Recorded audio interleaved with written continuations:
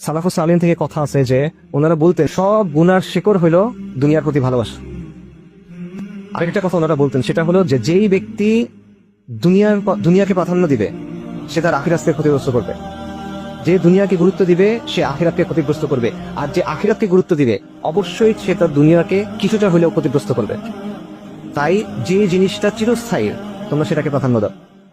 এটা বাস্তবতা। আমাদের মধ্যে একটা ধারণা আছে যে ঠিক আছে আমরা দিন দুনিয়া এমন ভাবে ব্যালেন্স করে ফেলবো যাতে আমার দুনিয়াটা একটা কাফেরের দুনিয়ার মতো সুন্দর হবে। এটা হবে না, এটা সম্ভব না। নবী সাল্লাল্লাহু আলাইহি ওয়াসাল্লামের হাদিস আছে যে দুনিয়া মুমিনের জন্য কিরকম, কারাগারের মতো।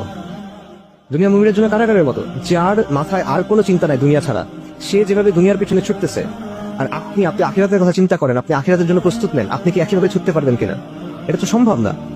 তো এই ব্যাপারটা আমাদের বোঝা উচিত যে যেহেতু আপনি বুঝছেন আল্লাহ আপনাকে নিয়ামত দিচ্ছেন, একটা পরীক্ষা আছে, ওই পরীক্ষার উত্তর সহ আল্লাহ আপনাকে বলে দিচ্ছেন, আপনাকে মহা পুরস্কারের জন্য আল্লাহ নিয়ামত দিচ্ছেন, তাহলে আপনাকে দুনিয়াতে কিছু জিনিস ছেড়ে দিতে হবে।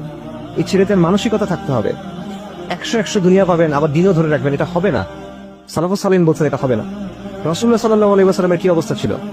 উনি মাটির ঘরে থাকছেন, ছোট ছোট ঘরের মধ্যে থাকছেন, দিনের পর দিন চলে গেছে, তার বাসায় রান্না হয় নাই, মাটিতে থাকছেন তিনি। এরকম ছিল না? নবী সাল্লাল্লাহু আলাইহি ওয়াসাল্লাম বলছে যে দুনিয়ার সাথে আমার সম্পর্ক কি?